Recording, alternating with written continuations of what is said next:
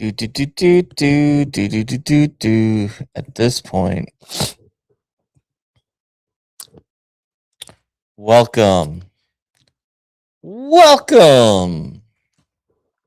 Well, you're live now. We're live now? We are live. Are we live? Mm-hmm. There's sound! Wow. Wow. Wow.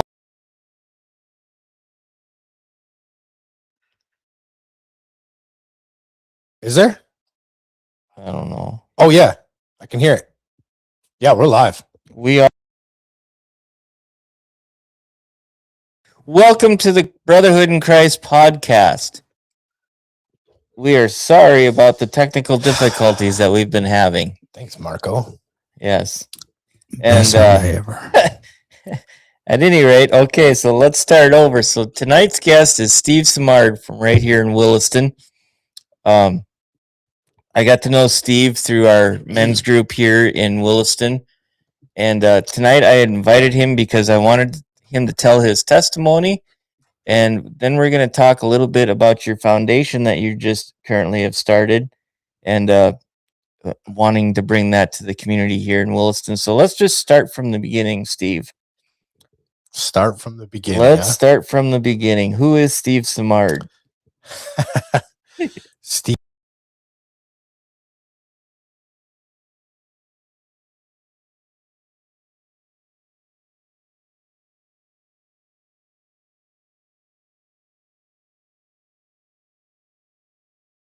Leave a legacy. Yes, you are. So let's start growing up. Let's start growing up. Take us back. I was born in Sydney, Montana, just across the border. Mm-hmm. Oh, they said they lost us. Bring us back. What is happening? I don't know. Mark? I can hear you guys. It's like replaying in our headphones. Oh, they can hear you. It sounds good. Sounds good. Okay. At least on Facebook, there's sound. I get that, but everything's playing back and through our headphones. Yeah. Oh.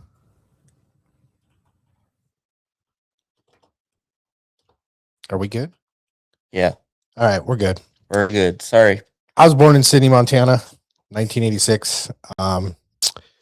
Growing up, we moved to Williston. I was probably 3 years old, me and my mother. Mm-hmm. Growing up, my father and that side of the family in Sydney grew up in addiction.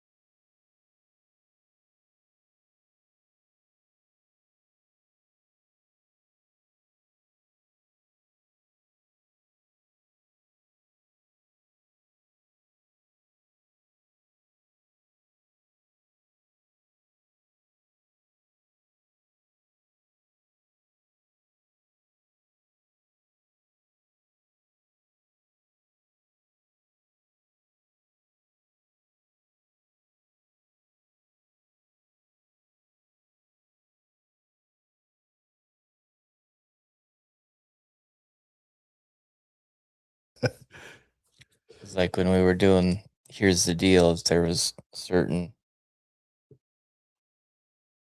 topics we covered. That's all right.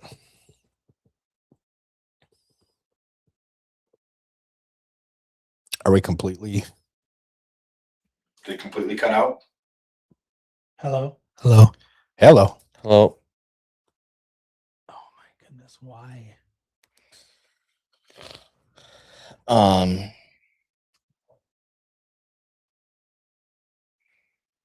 Says here you are again. There you go.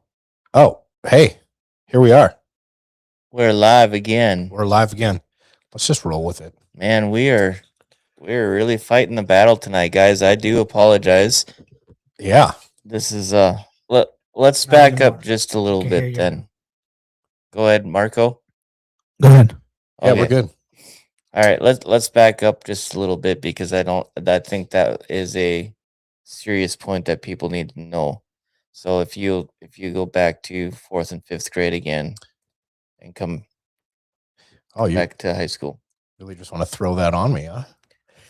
I think it's important. So yeah, Let's if start if you're comfortable with that. Yeah.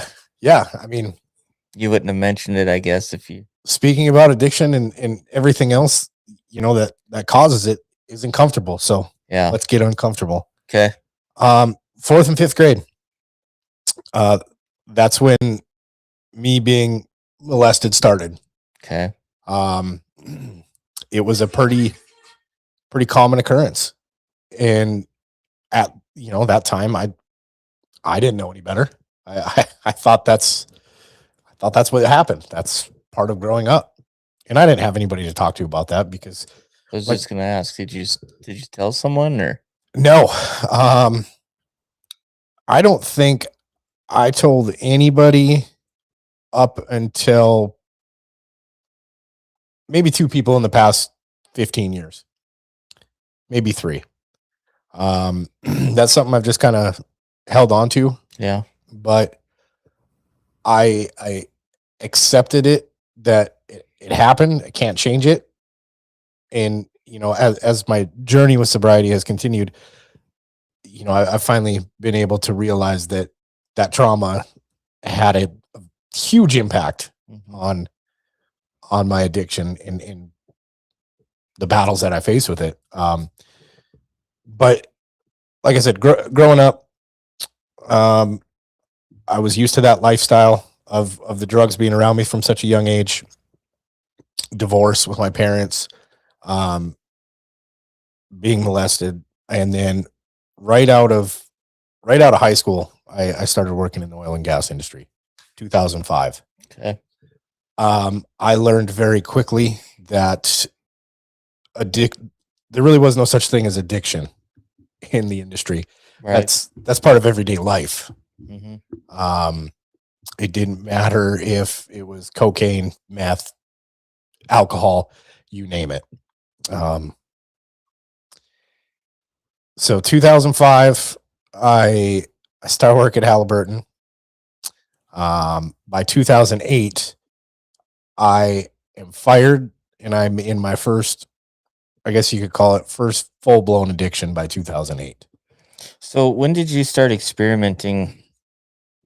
Is it drugs or alcohol or both or? Pot was the first thing I started experimenting with. And then of course it went straight to alcohol. And still to this day, alcohol is one of the most acceptable things out there. Mm-hmm. Nobody thinks there's anything wrong with it. And that's unfortunate. Yeah. For me, alcohol is, I can say now that I'm an alcoholic. I didn't know that for quite some time, but I am an alcoholic. So started experimenting. 2008, I full-blown addiction. I'm let go from my job, and I don't know how, but I learned how to cook meth. Wow. So How old were you about at this time then? I think I was right at 21. 21. It was right before right before I had met my first wife. Yeah, I learned how to cook meth, and I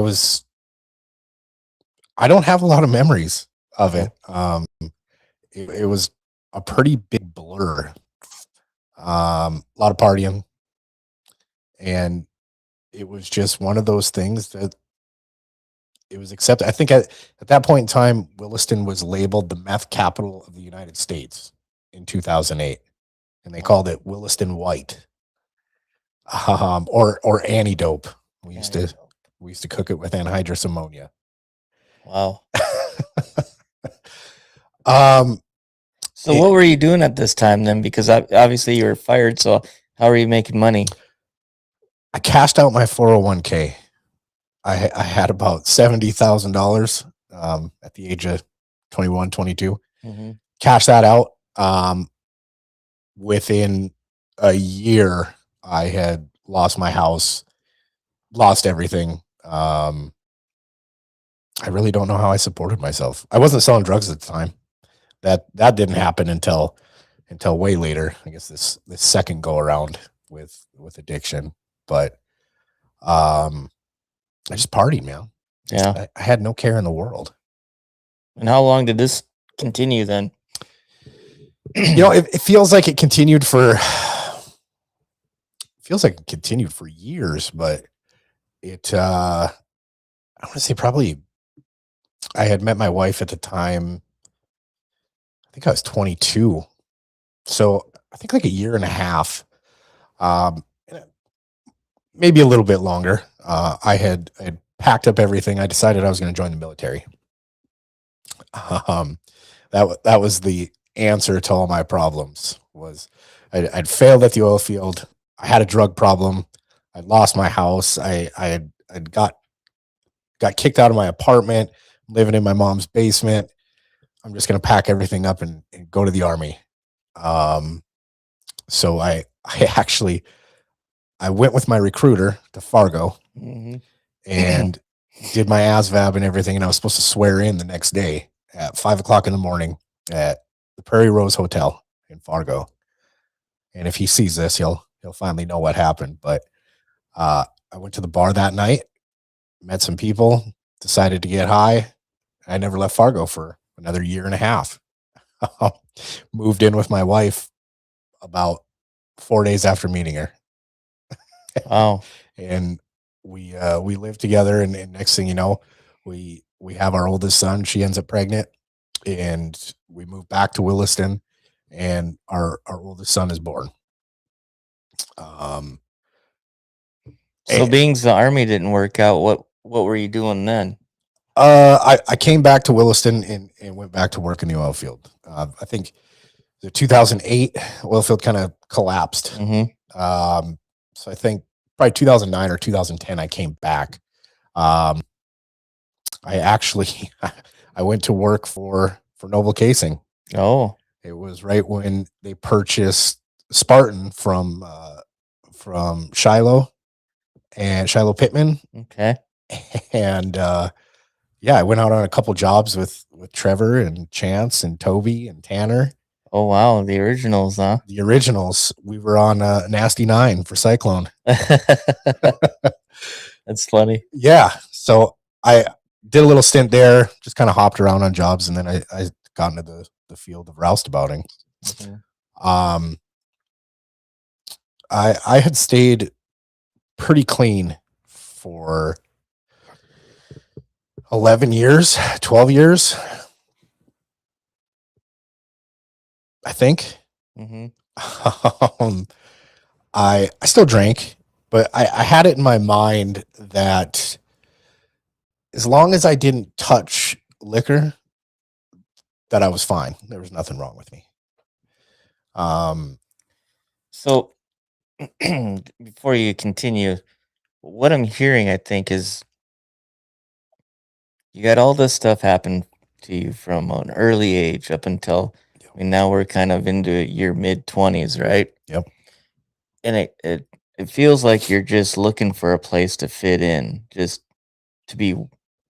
Am I correct in saying that? Just to fit in, to be wanted, to Are you still kind of running from You're from actually everything? you're actually spot on. I'll apologize in advance if I end up getting emotional throughout this, but It's fine. I can already feel it coming on. Yeah, it's Yeah, to feeling wanted, accepted. yep. Growing up, my father really wasn't there. My mom, she worked 3 jobs. She busted her ass every day. But that also, there was the negative side of I was alone a lot with babysitters. Yep. Really didn't have many friends. My mom struggled for years, and so I couldn't have the nice clothes. I couldn't have the cool shoes, Yep. cool bikes with pegs. Everybody had Schwinn bikes. We couldn't afford those. I remember my mom probably had to work for a year straight, and when she finally got me one, it was the coolest thing in the world. But feeling accepted, I always kind of felt like I was an outcast for a long time. Yeah. Yeah, for the longest time, I thought I was gay because of what happened. So it was tough, yeah, and it carried on for a long time of wanting to be accepted by a group or for people to see me. Right. So, with that being said, how did you have any conversations with your first wife about this then, or how did that go? Very, very minimal. Um, my first wife and I, we had to grow up really quick. It felt like, Yeah. we didn't have that. We didn't have that opportunity or chance to get to know each other, right? To do the whole dating thing. It was, I can't even tell you how it really happened, but next thing you know, I'm moving in with her. We barely even know each other, and I'm moving in with her, and all of a sudden, 9 months later, she's pregnant, and we're having our first kid. Yeah. And then I'm back to work. I was fresh out of addiction, met her, we're having a kid, I'm back to work. There was, I never slowed down. Yeah. And we ended up having our 2 oldest children together. Fantastic woman, fantastic realtor. If you guys need a house, go see Amanda Stevens. She'll get you all hooked up at Next Home. Cool. But yeah, things just didn't work out, and shouldn't say things didn't just work out. I had a drug problem, and I hid it for many years. But going back, I was sober for probably 12 years. Okay. Still drank alcohol, and it was trying to fit in with everybody. That's the norm in this industry. Right. Is alcohol, lots of money, who has the nicest stuff, how big is your house, how much money can you donate. And for me, I started doing relatively well in my career early on. Once I realized that if you move up the ladder, it doesn't matter what issues you have, you become somebody. So the more money I had, the more people paid attention to me. Yep. And my own ego and pride, and arrogance just ruined me. I wanted to make sure at the time, I would always tell myself, I'm never going to end up like my father. And I ended up exactly like him when he went through that. Love my father to death. We are great friends. I have the utmost respect for him, but he wasn't there throughout my childhood. And Yeah. I turned into the same thing. I lost who I was. I didn't know how to do any of that. I didn't know how to grow. All I cared about was people accepting me. Yep. And it didn't matter who I hurt, what I did. As long as people saw me as something, whether it was all this money or the biggest house or whatever, that's all that mattered. Right. It's what you're seeing on the outside. Yep. Yep. Everything was very materialistic. So what happened? How long were you married to your first wife? Oh, geez. I knew you'd ask me this question. I think we were married for 6 years. 6 years? I think we were together for 12. Gotcha. Sorry if I got that wrong. So what was the nail in the coffin that ended that? Oh boy. The nail in the coffin that ended that was Festival of Trees. That is when my hidden drug addiction, I had relapsed about 6 months, 7 months before Festival of Trees that year. And I hit it. I was doing cocaine pretty regularly.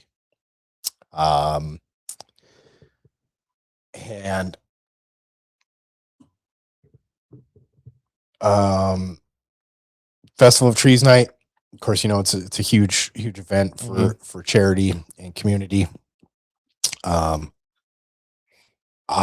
was doing a lot of cocaine that specific night. And somebody had let my wife at the time know that I was doing it, and she called me out on it. And of course, naturally in addiction, you're going to deny everything. And I tried pretty hard. I did everything I could to deny it.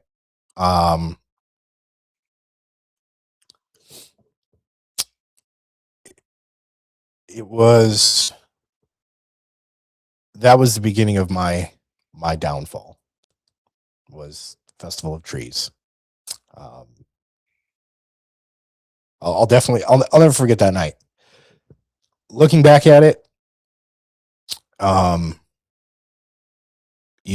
obviously I wish people wouldn't have had to see that, but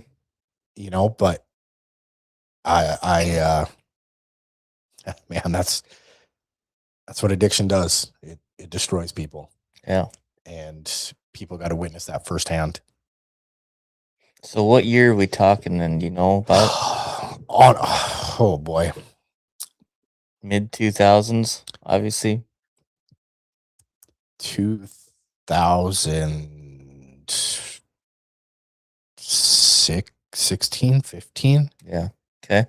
Right around there. No, 2018. I'm not quite sure. Okay. But yeah, that was the start of a long battle. Downfall. Yeah. Okay, so that night happens. Obviously, it wasn't good. You guys end up getting split up. Yep. So then, where's Steve go from there? Steve gets on a rocket ship and a path of destruction, a path of chaos. A lot of it is a blur. Man.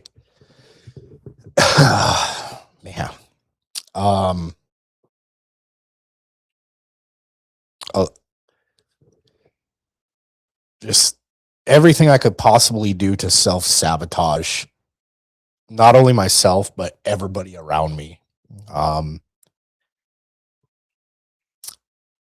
So at this point, do you think you're just angry, or are you still looking to fit in somewhere, or is the money and everything, is that not good enough anymore? What do you think is going through your head at that point in time in your life? The money at that point in my life was never good enough. I made a lot of money. Yeah. I made so much money. I blew every single penny. I should honestly be retired right now. Yeah. I didn't care who was in my way. It was everybody else's fault. It wasn't my fault. Mm-hmm. I'm not going to admit that at that point. You know, and it really sucked. I pushed everybody away. I had nobody left, and then COVID hit, oil field crashed, and it just got worse. Absolutely worse.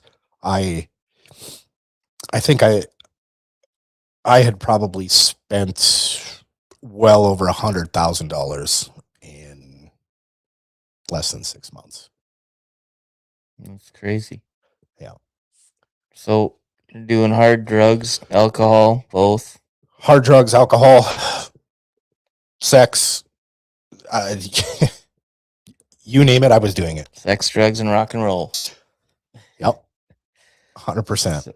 So had you been into prison at all at this point in time, or? No. At that point in time, the only thing I had ever been in trouble for was a minor in possession. Wow.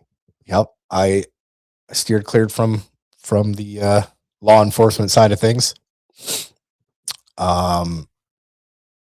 It wasn't up until about 2.5, 3 years ago that I started getting in trouble. I actually 4 years ago, pretty heavy into dealing drugs. Mm-hmm. And believe it or not, my current wife, Jayla, we just got married 2 weeks ago. Congratulations. Thank you.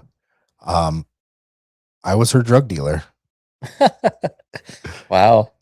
I don't know how happy she's going to be about that, but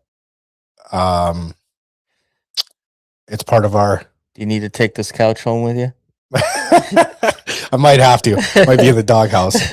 But she met me when I don't know if you could call it the tail end of addiction. Yeah. But I was definitely. I was probably in the peak, right in the peak of my addiction. We we ended up having our first daughter together, Harlow. I was so strung out and so high that I couldn't even get her to the hospital, which, mind you, we lived in an apartment across the street from the hospital. Mm-hmm. I was so strung out that I couldn't get her to the hospital across the street. Wow. We ended up having our child at home. I delivered my daughter. So, okay. You couldn't get her to the hospital. Yep. You ended up delivering her. Yep. Wow. In the bedroom, called 911. The ambulance drove across the street. That is crazy. Yeah. Greatest woman on earth. Honestly, she is. She had decided after that she needed to leave town, and so she took our daughter and she went back to Utah and Arizona. She struggled with addiction as well. Gotcha. So she took our daughter and she left town and said, until you get sober, I'm not coming back. And for the next 2 years after that, more chaos ensued. I was just going to ask, was that the lowest point then, or are we're still spiraling out of control? We're still spiraling at that point. Okay. Now, mind you, from divorce to then, we're looking at a good 4 years. Mm-hmm.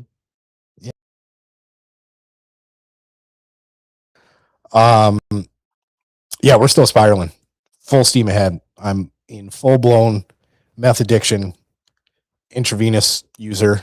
I don't know if you can tell by the scars on my arms. Mm-hmm. Those are all infections. And so, yeah, at this point, she's in Arizona, Utah with my daughter, Harlow, and she finds out she's pregnant again with our next daughter, Elora. That didn't stop me. I lied. I cheated. I stole. I honestly didn't care if I lived. Mm-hmm. At that point, I hadn't seen my two oldest children. I hadn't spoke to my oldest children in nearly 4 years. And they live right here in this town. That's where my addiction, man, when it grabbed hold of me, it took me for a ride. And like I said, I really didn't care if I lived or died. I was, Jayla would ask me so many times, you need to go to rehab, you need to get help. Yeah. And I would always tell her I will be in a body bag before I go to rehab. Rehab is for quitters. I'd rather die. And I had it in my head too that I had quit drugs before, cold turkey, not a problem. And I can do it again. I don't need help. Now, that wasn't the case. I started getting in trouble. My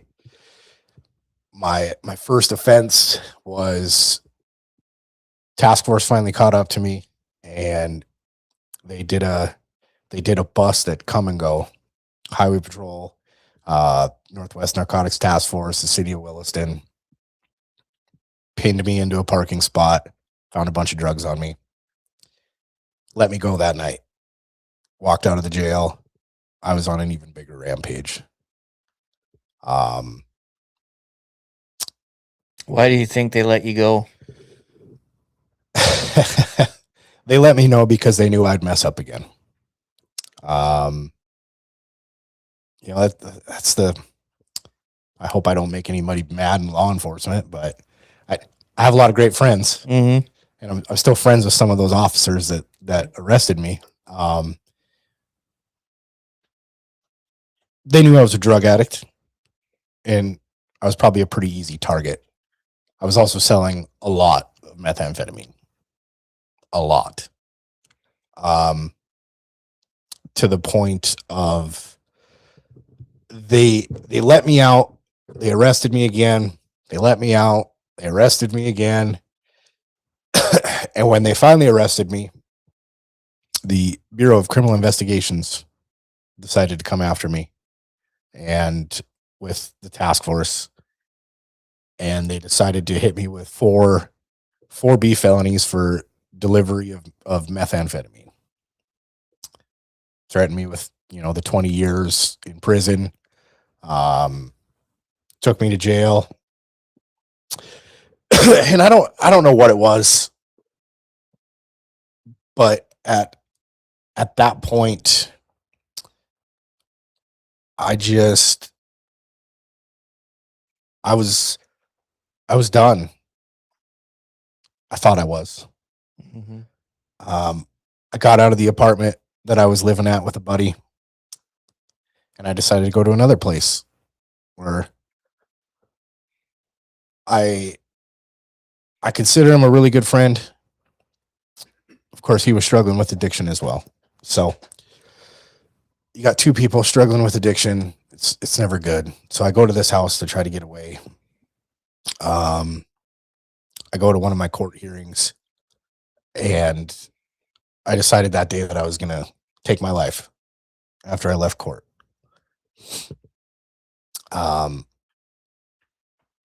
I got back to the house. I had sent some text messages out, made a Facebook post, and I remember pulling a chair up in the middle of a living room where I was staying, and I grabbed a knife, and I right then and there, I think I had texted Jayla, actually. I think I had texted Jayla and my mother, and probably my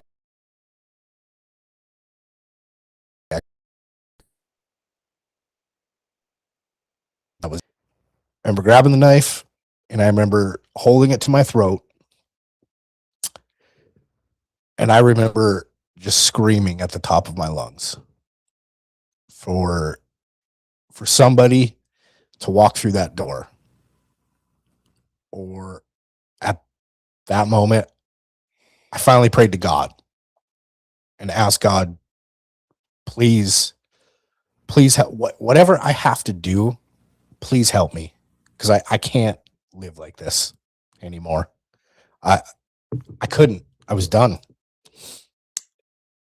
And I remember pressing that knife to my throat, and it was a pretty serrated knife. Mm-hmm. And I remember closing my eyes, and I remember I was going to pull across my throat,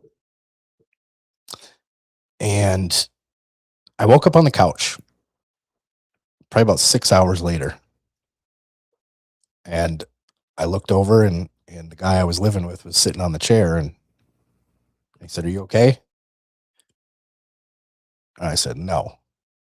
And the next day, I decided to go to Northwest Human Service Center here in Williston, and I walked in the door and said, "I need to do a drug and alcohol evaluation, and I need to go to treatment immediately." So the picture that you sent me when I made the post for this episode last night, is that what you looked like then? Pretty close. Pretty close. Yeah. Okay. Yeah, I'm sure, as everybody's seen, I was pretty skinny. Yep. I think when I went into treatment, I want to say I was 140 pounds at least. Well, to put that in perspective, I'm 180 of pure love, by the way. You look like it. You look like it. At any rate. Yeah, so I went to treatment, man, and I spent about 45 days there. Mm-hmm. I am I am so grateful that I only had to attend treatment one time. I know a lot of people, it takes many times. I am so grateful. What did it for you that it was only once? Excuse me. What did it for me? I never wanted to live this life of addiction. It's not me. I never wanted that. The drugs was just it was an easy way to make my mind stop. It was an easy solution. Mm-hmm. That's what the drugs were. And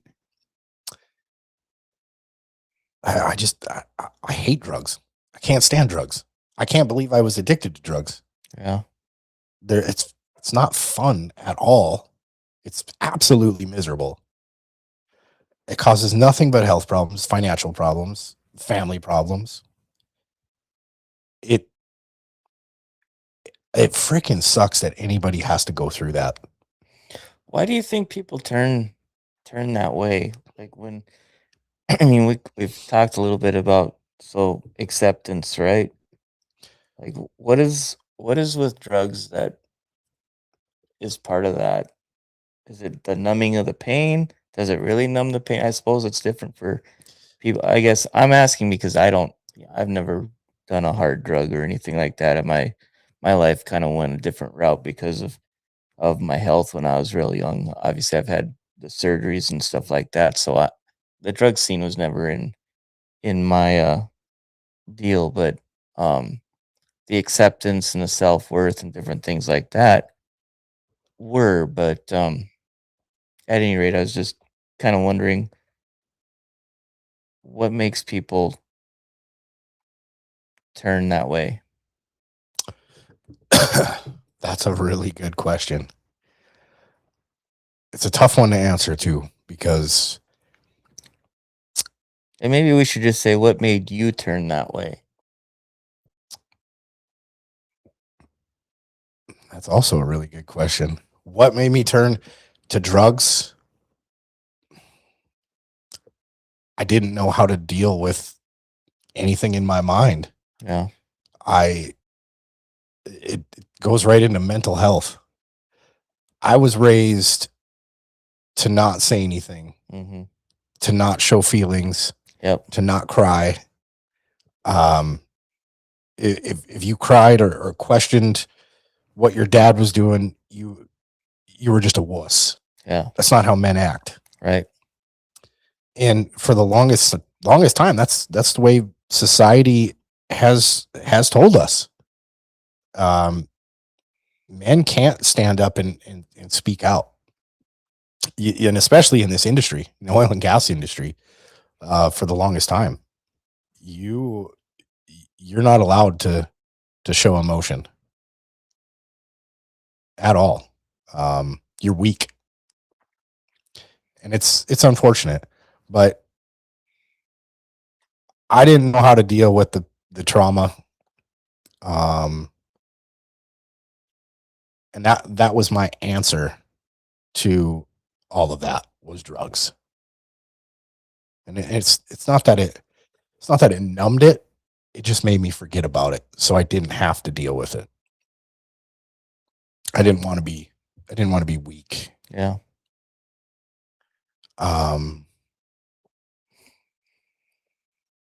Yeah. Okay. Makes sense. And we're going to talk about mental health here in just a second, but so you went through all of this, you got arrested, you went through rehab. Where does things start turning around for you? Things start turning around. I'll back up, because this kind of ties into Cornerstone Recovery Foundation. This is where this idea all started. Sure.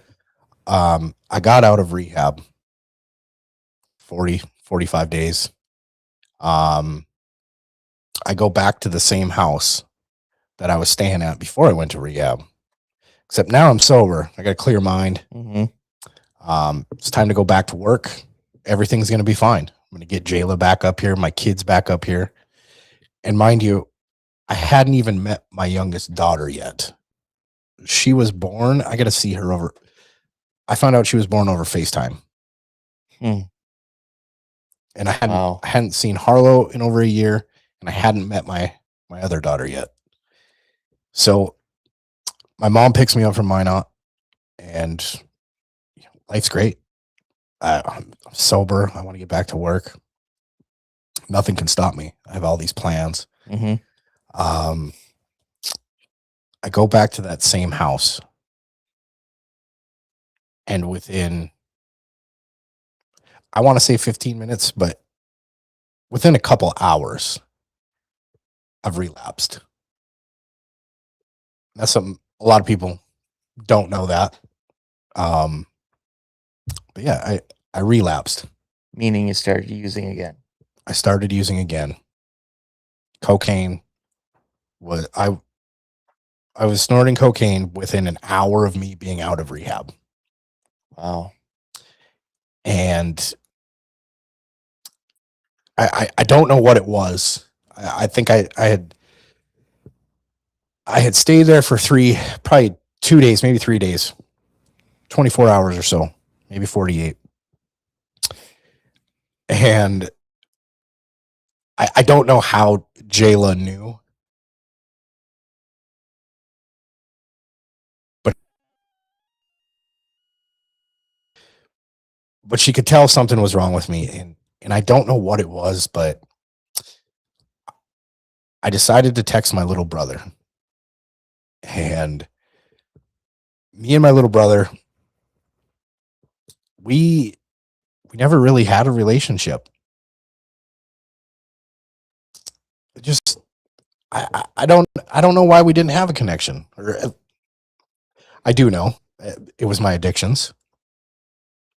And for some reason, I decided to text him, and I said, "Hey, can you come and get me?"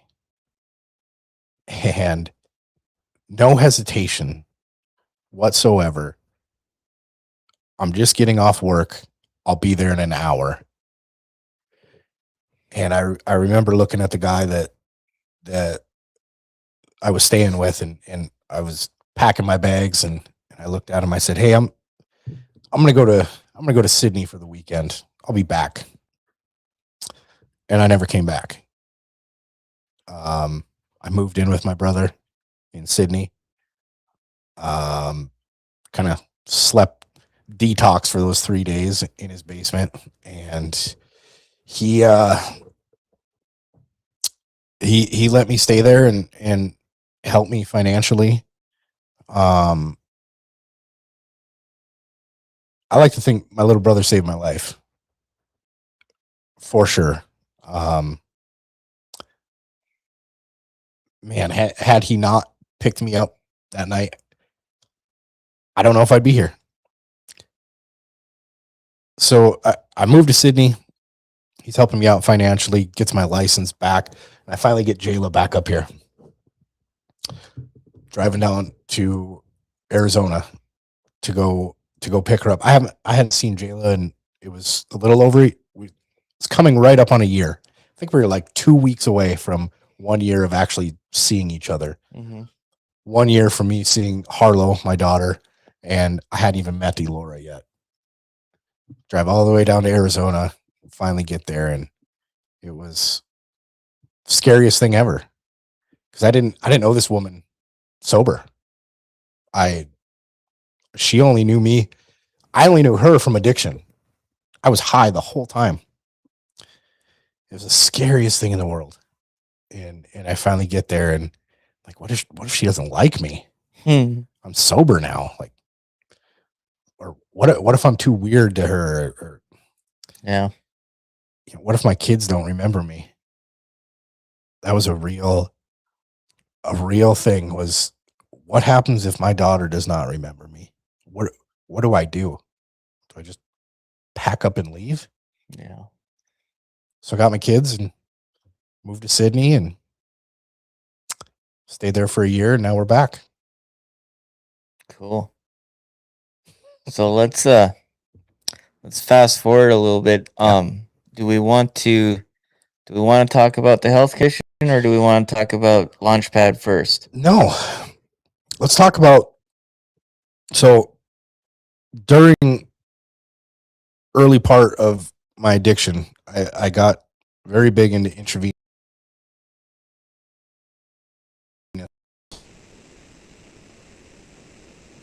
shooting up. I would use a 22 gauge needle when I was shooting up drugs. I don't know if you know how big that is. Mm-hmm. It is. We'll probably get a little disgusting here, but the blood clots get inside of it. Well, it was so big that I could still push everything back through. So I did that for a while. I ended up getting sepsis. Just thought I start hallucinating. Can't figure out what's wrong with me. I decided to finally go to the hospital after laying in bed for like 5 days. I walk into the hospital and I pretty much fell over at the entrance of the ER. They get me all hooked up to machines, and they end up shipping me to the infectious disease department, Minot. And that's where they find out that I had a bacterial heart infection. 4 millimeters of my heart valve had broken off and traveled to my right lung, which caused the pulmonary embolism that happened when I walked through the ER doors. Wow. How are you even here? Right? That is Right? crazy. I ended up, I think I was in Minot for probably a week and a half to 2 weeks. Mm-hmm. That was also kind of a blur, but yeah, a week and a half to 2 weeks. The infection kind of goes away, and I was supposed to go back once a month for 6 months to receive antibiotic injections. I couldn't afford it at the time, so I just quit going. Mm-hmm. Let's fast forward to 8 months ago. Okay. I started attending Tuesday morning prayer group. Right here in Williston. It's actually at the range at that time. Kyle Ostrand, owner of Three Forks Energy Services. Yep.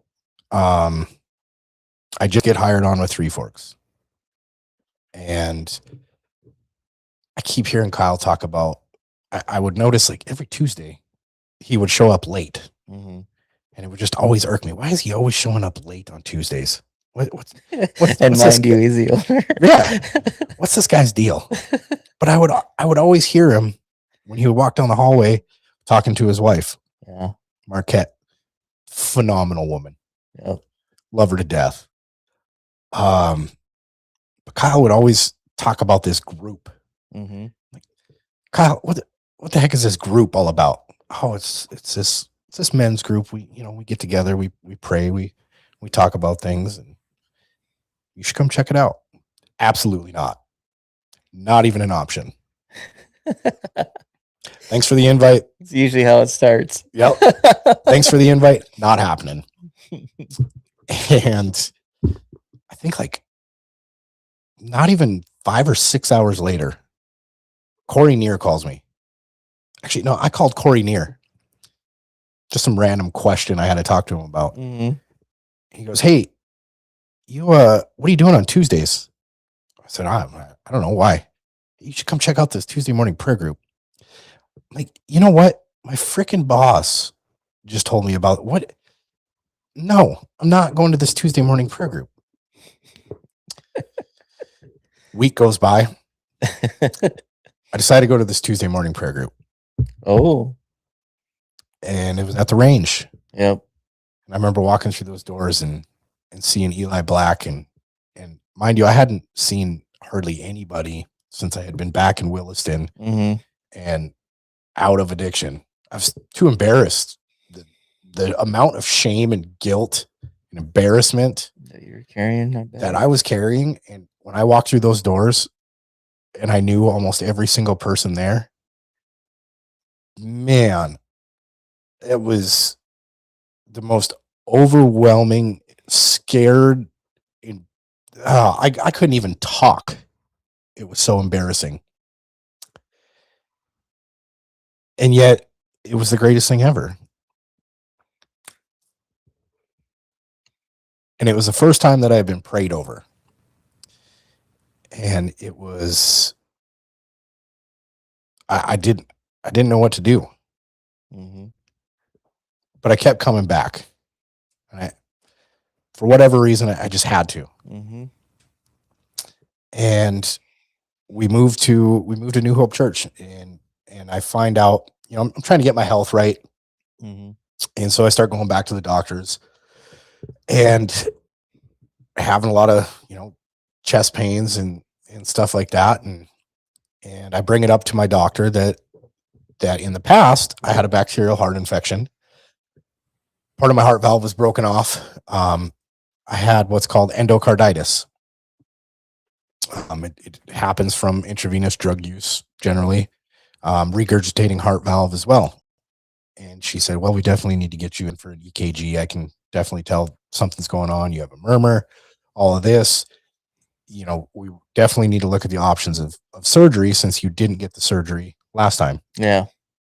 And I speak about that at Tuesday morning prayer group. And we go to get in our prayer group, our 3-4 man groups at the end there. Yep. And Eli Black decides to come up and he prays with me. And he puts his hand over my heart and he prays for just supernatural healing, a radical experience. Perfect. Then I get invited to Launchpad. Absolutely, I'll go. Week prior to that, we have another Tuesday morning group, and he prays over me again. Thursday, I go in for my ultrasound and my echocardiogram up here at McKinsey Health. And I'm pretty scared because, they're already talking about sending me to Minot for all this stuff, and we're planning for the worst. Yep. Child, I'm 39 years old. Shouldn't be having heart surgery. I go into this thing and I'm laying down on the table and they've got their echocardiogram machine up. Looks just like an ultrasound machine. They're taking pictures of my heart, doing all this and doing all that. And I'm laying there and this guy's talking. He goes, "So why did you come in?"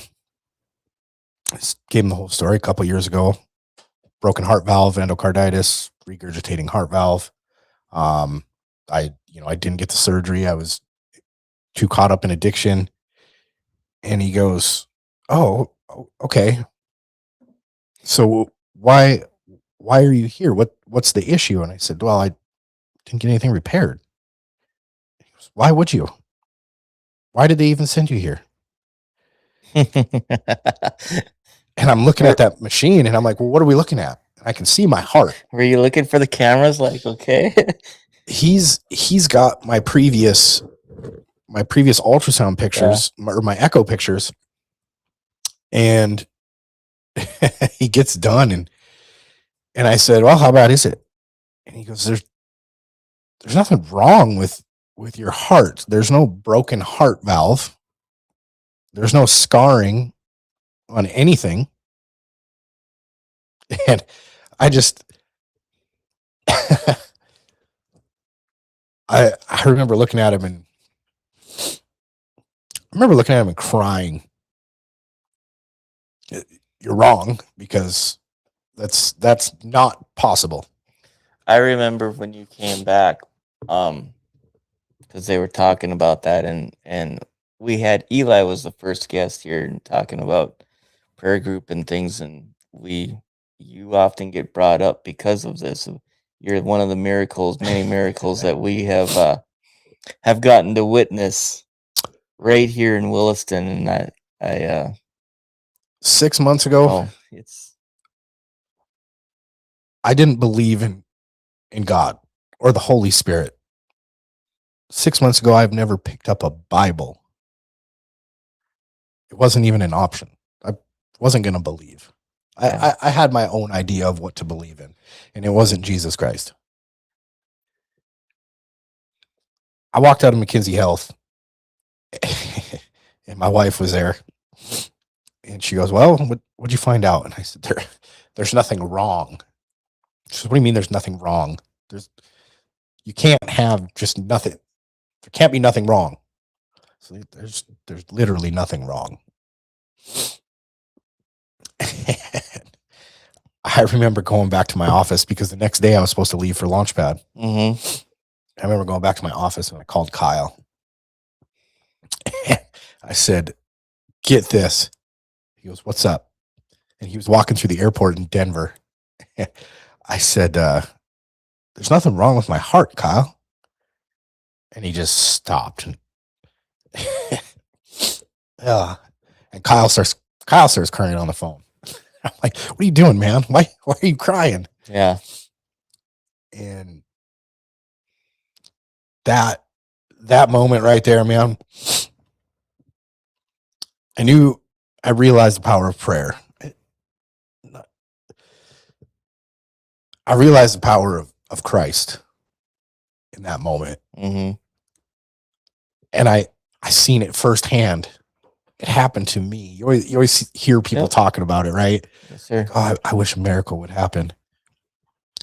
I'm here to tell you, it happened. It happened to me. Of all people, it happened to me.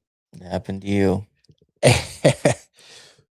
From from there on out, man, I've been on fire for my man Jesus Christ.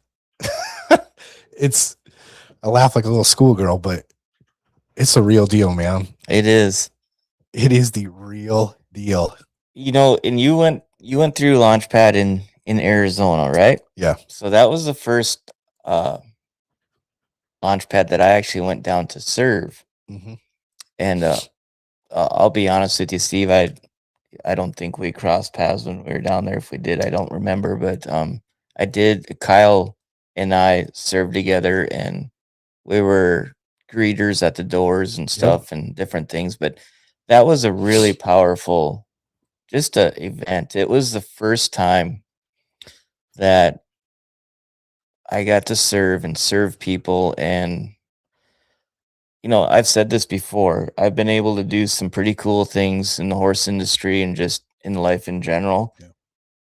But when I went down there to Arizona and we got to serve you guys, and we went out and we evangelized, and there's nothing like praying over people.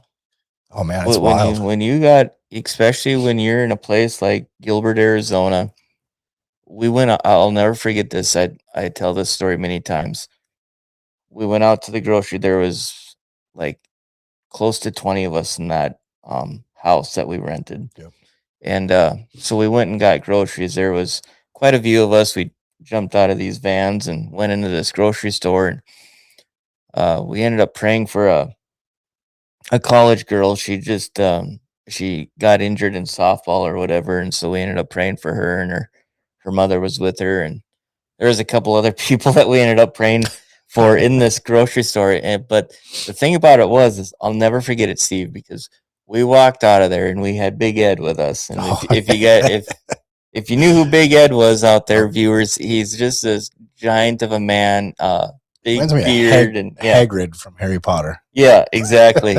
And just, it's a good thing that there's not a meme going in his body, because he's a mountain of a man. But we had him and Forrest and Steve Black and a few of the other guys, and the twins, John and James Rasmussen. And happy birthday. Yeah, happy birthday, by the way, gentlemen. I don't know if you're watching tonight, but happy birthday. Love you guys.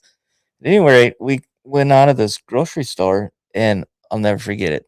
This elderly lady chases us out of the grocery store and says, hey, can you guys pray for me? And she laid some things down, and she was trying to she was going to see her son that she hadn't seen in many years because of addiction. She was getting over her addictions as well. And so, yeah, standing in the in the middle of this entrance outside of this grocery store in Gilbert, Arizona, we all laid hands on her and prayed for her. That was one of the coolest experiences of my life, honestly. And so, yeah, it was pretty powerful down there. Yeah, that was a wild experience.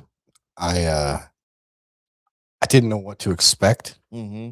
I was still pretty, I don't want to say closed. I was very reserved. Yep. And I realized the power of prayer and the power of Jesus right before I went, but I still had all this shame and guilt. And I was ashamed of the father that I had become. I had essentially abandoned my two oldest children. Yeah. But with this newfound sobriety, I wanted to be in their lives again, obviously. Right. And it was something just holding me back. And I remember getting done with the lunges, and it was miserably hot that day too. It was. Oh man. It was. And I seen that ice bath. Yep. I was like, oh, this is going to be good. Now, mind you, this was in October. Yeah. in October in Arizona. And we lunged on a track with blacktop. Yep. Oh, it was unbearable. But I get to that ice bath, and I remember I was sitting there the whole time like, man, I hope there's nobody that I know Yeah. that's going to be a part of this. Like, please. And, but at the same time, I go up to the ice bath and it's Steve Black. Mind you, Mm-hmm. me and Steve really didn't know each other. Yeah. He had no clue about my story. Yep. And he asked me what I wanted to be prayed over about. And I told him I'm just ashamed of the man I've become. And I was scared and all of this guilt. Like how could I do that to my children, to my family, to all my loved ones? How could I just throw them to the side like that? And I just couldn't get past it. I was beating myself up every day, even in sobriety. Mm-hmm. Man, it was taking its toll on me. But I remember getting dunked into that ice bath and Steve praying over me. And that feeling of, it felt like my chest and my mind,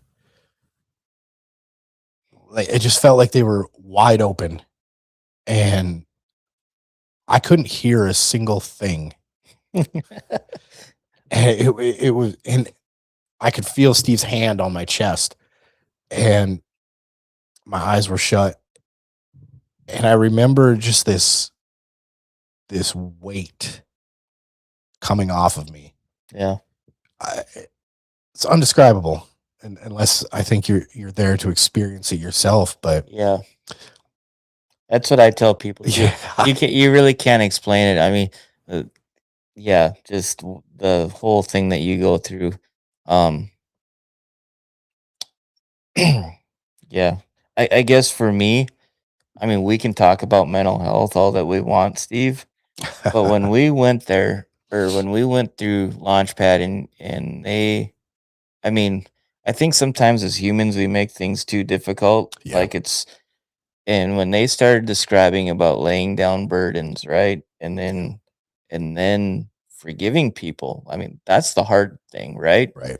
Not just laying the burdens down, but forgiving people that you need to forgive in your life, and if they need to forgive you, the same. That was a struggle, but when they broke it down, and if you think about it, it's pretty basic things. Yes, it is hard because you have the human emotion part of it. Yep. But um I tell people all the time when they ask me about the prayer group, I guess this is where I'm going with this, is we can talk about mental health all we want. But this prayer group, yes, we use the term prayer group, but to me, it's so much more. It's So more much like more. a support group, and I go Yeah. back to, I've told the story before at group and Yep. even on here about when I wasn't able to make Josiah's Taekwondo Yep. belt testing, and Marco and Jazz and Jerry, they stepped in for me and were there. And he asked, I mean, that's the thing about it too, is when you get in these circles with these men, it is truly a support group. Absolutely. And that to me is where you start seeing better. I mean, you start doing better because you're not, and maybe this is the answer to my question earlier, was why do people turn to drugs and alcohol, is as well. Now you have someone that you can call. Yep. And number one, that will listen to you, but number two, also holds you accountable, because I've needed that, and it's kind of ironic that Steve was the guy to pray over you, because Steve is him and his wife Chelsea, they're dear friends of ours now, and yeah, we can't say enough good things about them, but yeah, he's a believer. Yep. And yeah, he's a very powerful prayer warrior.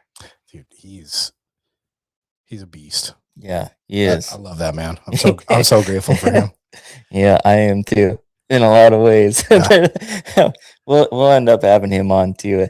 We've had Jerry on, but yeah, that's kind of my circle. So, um, but yeah, Steve has been great, and honestly, he's the one who got me involved too. I mean, we've already talked about that off camera, but Yep. let's keep talking about your story. Why don't you give me two takeaways, the two biggest things that happened to you at Launchpad, and then I want to end with talking about the foundation a little bit, and we'll. The two biggest takeaways: forgiving myself Mm-hmm. and a radical encounter with the Holy Spirit. It's pretty big. It is, especially for somebody that I really, like I said, I really didn't believe, and it happened. Yep. And I'm forever grateful. So when you were in that cold plunge and he was praying over you, and you said you didn't hear exactly what he said, but it felt like your chest and your mind, your heart and your mind were opened up. Mm-hmm. Is that were you able to then forgive yourself and leave it in that water, so to speak, like they say? Absolutely. I couldn't, for some reason, I couldn't picture my life moving forward without letting go. There's so much I held on to. Yep. And for no reason.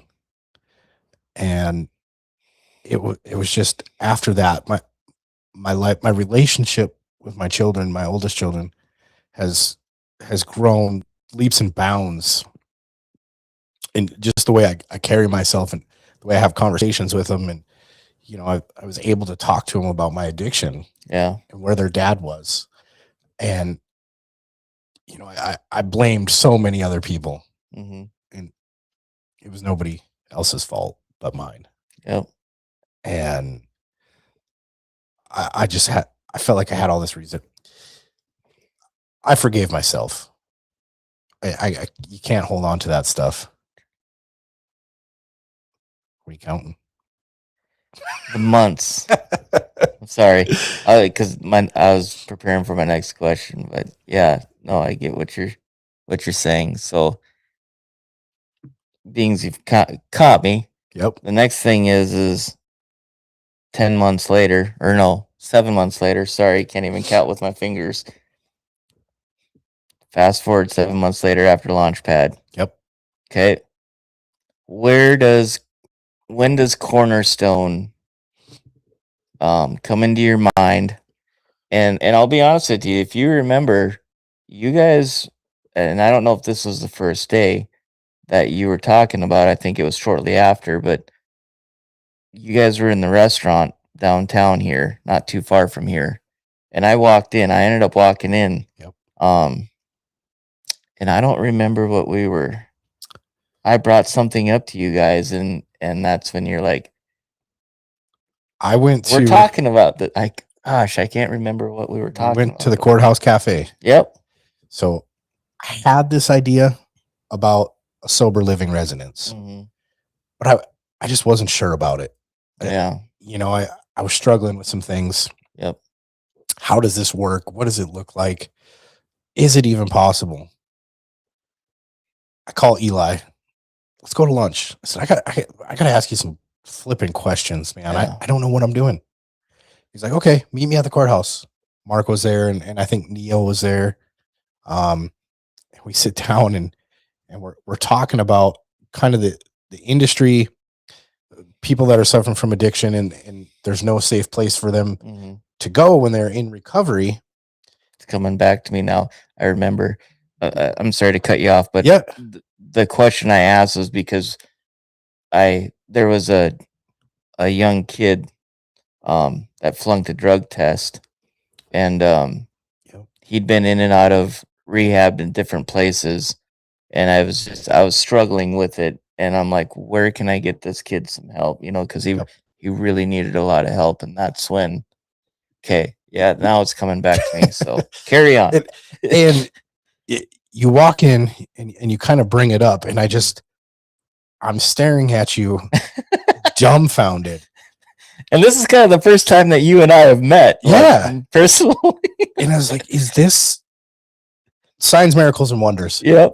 Is this really happening?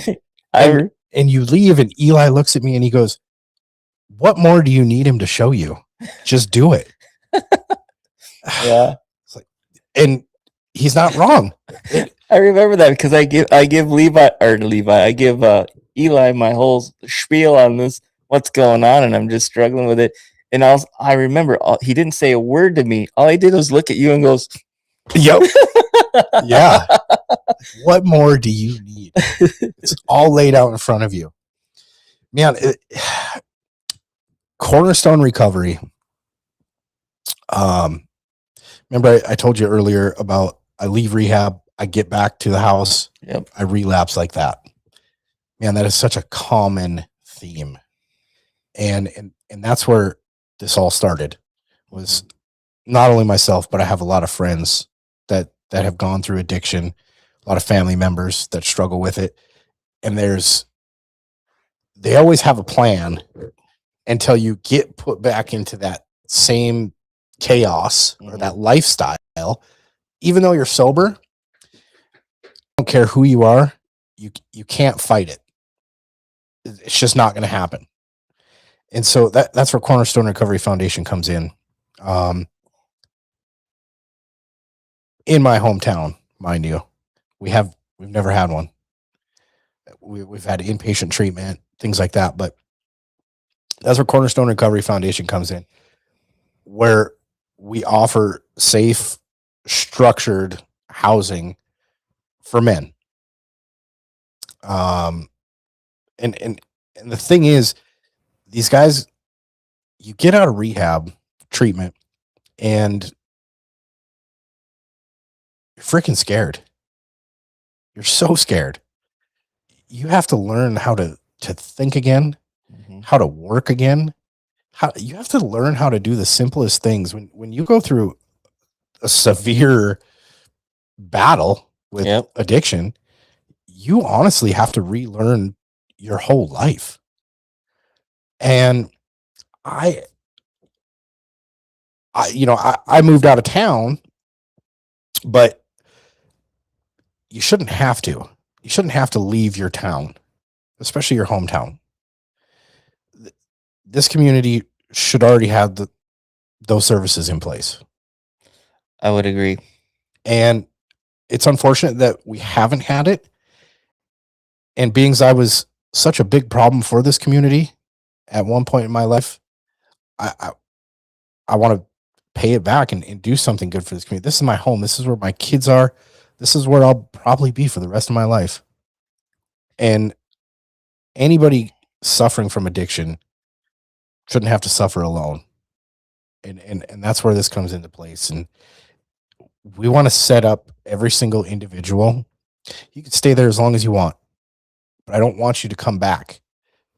And my goal is to teach these guys not just the necessary steps of life, but to give them the tools, whether it's through, guest speakers like Eli Black's showing up to speak to these men, but I want to show them the power of Christ and what he can do for your life, and helping out in the community and just giving back. That's what I want to see. I agree. And that kind of goes back to the point again of what the men's group does for us. Okay. We can talk about mental health and rehab and different things like that. And you can disagree with me if you want to. When I say this is I feel that instead of putting these guys in the system, so to speak, and setting them up for failure, because that's what I feel, and of course I have not been where you have been with this, but from friends and people that have gone through it, when what they say is what you're saying is that once you get out, it's like, okay, what do I do now? What is the next step? And I feel that if we can support these guys with a group like what we've got going on, what you've got going on with your Cornerstone Foundation, and intertwine them, what better way to get people to really get them quote unquote rehabbed, right? What Absolutely. better way so they know that they have that support system, that they aren't going to be judged. Are they going to be held accountable? Sure. Absolutely. But there's a difference between getting held accountable and being judged, right? Yep. And I think that's, and I mean, being involved in politics and stuff the way that I was, and if we remember correctly, our former first lady was high on rehab and different things like that, and I feel that was, and I don't know, maybe I shouldn't say this, but I feel that it was a waste of time because I don't feel the results were there, and this was why. 100%. Because it's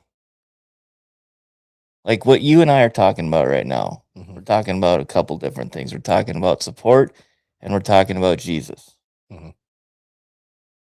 Well, us as a society have not, talking about Jesus isn't the in thing to do. It's no, it's not. But I guess what I'm trying to say is instead of putting these guys or these, not just guys, gals too, putting people through rehabs and the system, so to speak, why don't they give them what everybody needs? That's support, the power of prayer. It's a proven fact, especially in the sober living world, that a faith-based sober living type environment Yeah. actually reduces the relapse rates by up to 80%. 80 flipping percent. Versus I think without a faith base, it's like 60, 70, which is still phenomenal.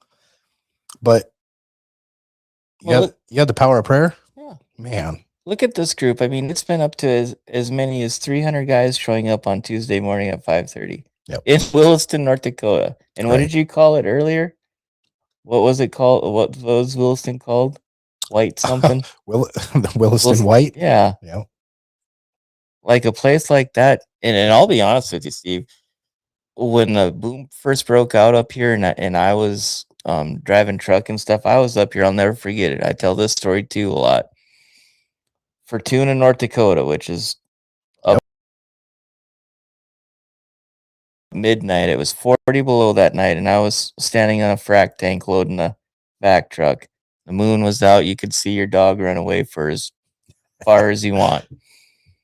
And I was going on days off like that next morning. And I remember standing there and saying, I am never returning to this country once I go on days off again. I am never coming back here. I don't care what I have to do. The funny thing about that is 3 years later, we end up buying a house in Ray, which is not very far from Fortuna, right? Yep. So, and my wife and I, we were just recently talking about it too, about maybe I was called here, even though it's taken 8 years and I didn't know why. Like now I don't, it would be hard for us to leave unless we get called somewhere else. Right. It really would. Yeah. So I guess to me, that's real rehab. That is real support. And I just feel that, and I guess it doesn't really matter what I feel, but this is working, right? We're getting more results doing it like this. Yep. And I think if us as a society could just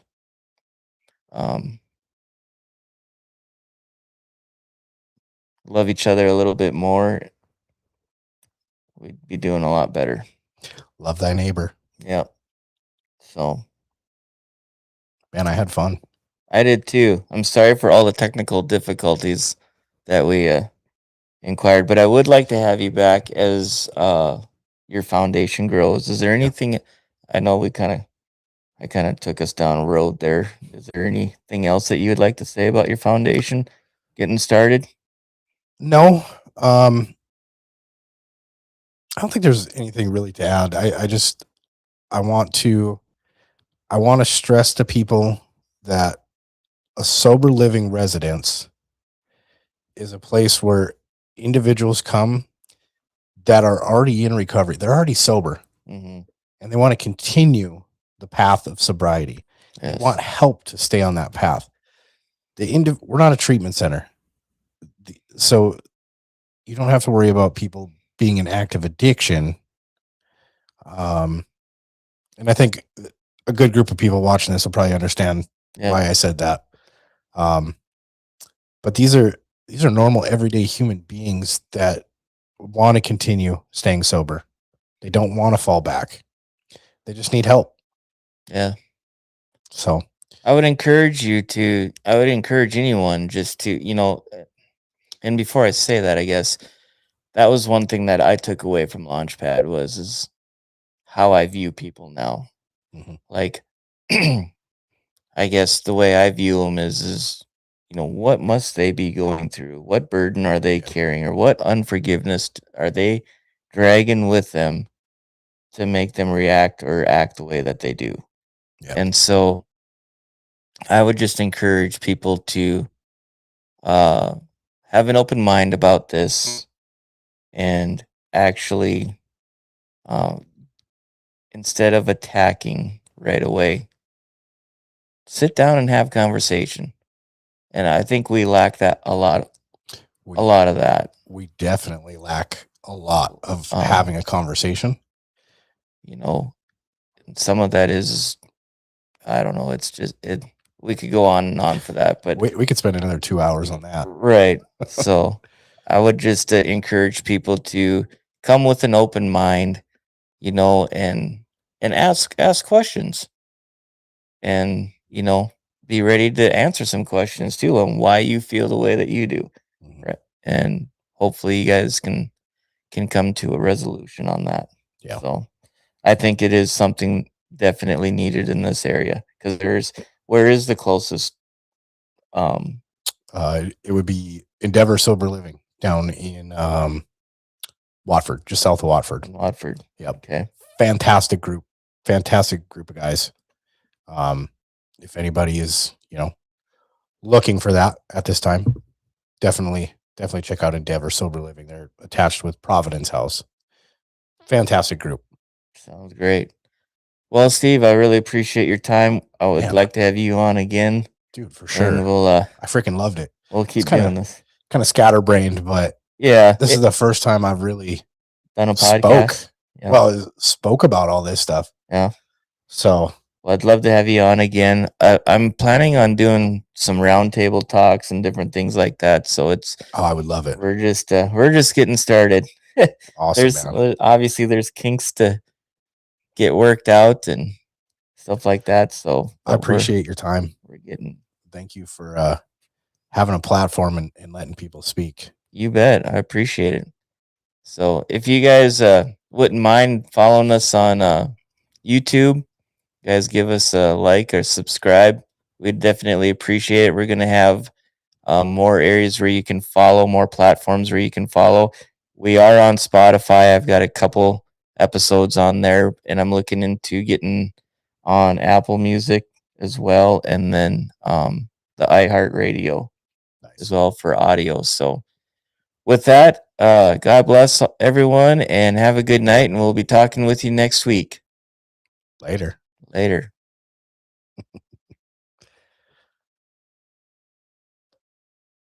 we still live? I'm waiting for Marco to tell us. Yes, I just want.